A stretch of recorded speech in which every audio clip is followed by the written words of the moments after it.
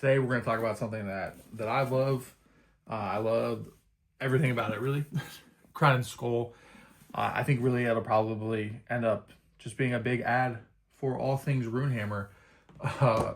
Brandish Gilhelm, a man of many names, is just awesome. An awesome dude. He makes passion projects. You can tell that he puts a lot of love and care into them. I have a lot of his projects in front of me right now. So the backdrop, the map of the North Holds, which is the setting of Crown and Skull. I have two of his recent dice kits here. So the Troll Molars, pretty standard D7 set. Then recently he came out with these, which are they're a little slightly different color than the original ones I got. I think that, I don't know if that's by design or just like different batches or different colors. These things are very high quality, very, very thick boys. Then these are just binary dice with skulls on them. Directional dice, yes, no. These are D4s in prism shapes.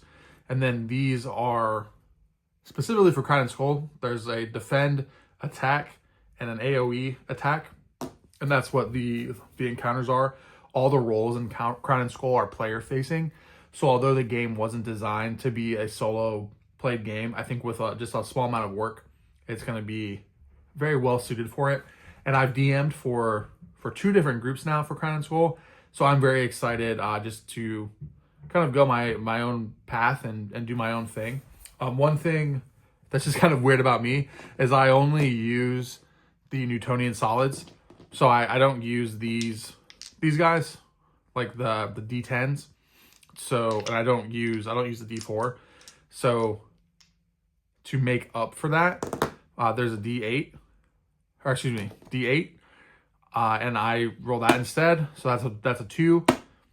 That's 4. Let's see if we can get something that's not an 8. So that would just be, you divide that by 2, and now that's a 4. And then for the percentiles, kind of the same thing with the D20. So if I need to roll a percentile, I roll a D20. So that's just a 3. That's my 10 spot. Second time I roll it, I just take the 1 off. So that's a 7. So 37. It works the same way. I know that's a little bit extra work, a little bit extra math when I could just roll these. But to me, just adding that little bit more. Whoa, let me smack the camera. To me, just having a little bit more of that esoteric occult aspect to it is just more fun and more enjoyable for me. So I don't even really use these. I just use the Newtonian solids. And also there's the full pack of D6s and the Troll Molars, which I use for other games, so I have them in other places. But just again, these boys thunk. Like, hopefully that comes through on a microphone. And like this right here, here's a comparison. There's a standard, just like cheesy Chessex D6. Huge difference. Like here's a normal D20. There's the Runehammer D20. Very awesome. So I don't know, I'm gonna be all over the place because I'm just excited about this kind of thing. I like people who make good products because they want to make good products, not because they are like, look at this book. This is leather bound gold foil, all of the pages, and I flipped through this thing hundreds of times and it still looks great. They are thick, fibrous, like they feel good to touch it. This is an artifact. Volume 2 is the same way. The map, I have mine framed and the cover on top of it, but even the map is very thick, very high quality. It's just great. So, all right, let me stop just glazing Runehammer. It's all so good. This, you're probably wondering about this mouse pad. All of the monsters in Crown and Skull are meant to be put on an index card. And Runehammer also makes index card RPG, which I'm sure you've probably heard of. So for example, this monster, a Needler, his HP is 10. So I do use these for record keeping. I shouldn't have thrown them over on my desk, but I just don't roll them, and I don't use them to actually play the game, but I will use them for record keeping. I know it's a little bit silly, but I just think they tapped into something magical when they were using the Newtonian solids. And it's in the original D&D, they weren't using, like, D4s didn't exist, D10s didn't exist. They were using what they had. So that's also just something to think about. So 6 attack. Again, I'm looking out. He goes in phase 1.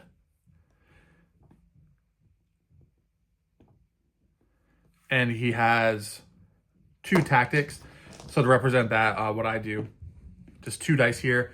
And then normally what the tactics actually do, specifically I could write on the card. Or if I wasn't just going through the book, I could have a whole bunch of index cards prepared and just set here. And I have multiple mouse pads too.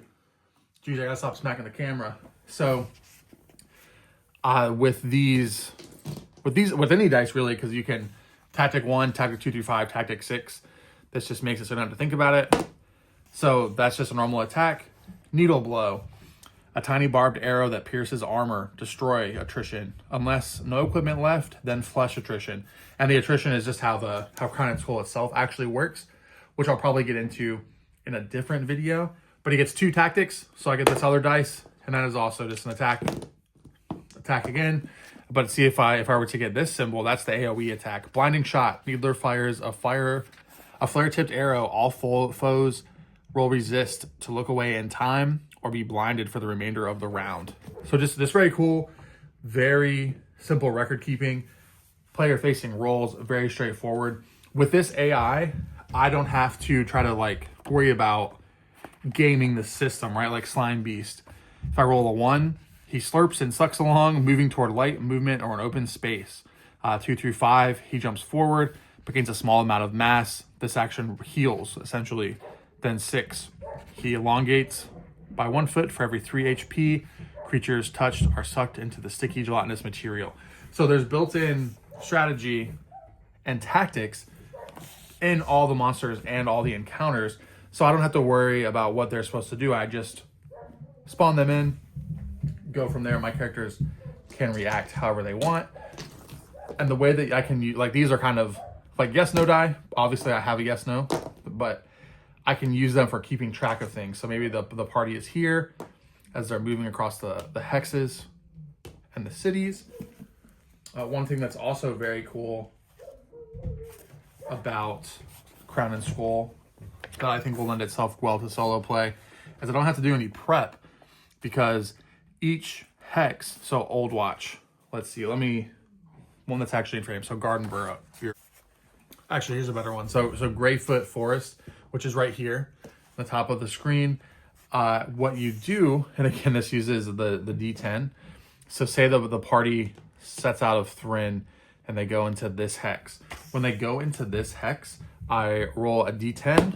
So that, for me, that would be a 5, which is crumbled ruins, curved pillars, and cobble stairs of an elven temple. And then that's my location. So now I know that I can take a note of that hex is an elven ruin. And then I roll a D10 again, and this will give me an event. So 18, for me, that's an 8. Sunlight Lance. You find an heirloom lance perched on a ritual stone. So I have this kind of the scene I'm in, an event that's going on, and then I can kind of role play that myself from there about what's actually going on in here. And sometimes those events will be in monster encounters, sometimes they'll be NPC encounters, and it's just really, there's a lot of lore throughout the world that's already there for me that I can run with, but there's also, it's vague enough that I can kind of do my own thing, because really my goal when solo role-playing is to just kind of tell a story, right? Like write a novel, just with extra steps. Okay, so I think the next step is going to be to generate a party. So I mentioned how excited I was about that War Machine set, not just from a War Machine perspective, but just because of how evocative and fun the sculpts are. So there is a free character builder PDF, which is the first half of this book, the character creation. Not first half, like for this first section, where it runs you through the ways of building your own character. And there's also an official online character builder. What really pulled me into Crown and Skull, and what has really like it was a lot of back and forth in my head about what system to use, because my plan is my solo play to build a world where I'll eventually do a real campaign with real players again, when things are like, when the timing is better, and not another system like OSE. I'm gonna do an OSE one too. A Dolmenwood's coming. Whenever I finally get my Dolmenwood, I will also be doing a Dolmenwood campaign. So stay tuned for that. That's gonna be a lot of fun. Was the adaptability. I can pretty much make any character I want to make. I can do any kind of magic I want to do with this in the rule system, not flubbing it in a working, like, obviously it's not a war game, so it doesn't have to be balanced, but I can make it within the confines of the system that make the game still fun to play, right? Which was important to me because I want to be able to throw a ton of stuff at it. So I'm gonna play through book 1. We'll see how far we get. Then, like, Crown and Skull 2 introduces new material, but it's also a continuation of the story told in book 1. So you're playing, it's a living world, right? Like the events of what happened with Runehammer's actual group form the next book of Crown and Skull and the next events in the series. So it's a living world, which I think is cool, and you're just kind of existing inside of it, which is something I'd like to make myself one day. So that's another reason I want to play through and just kind of see like what's going on. So on to finally making our characters.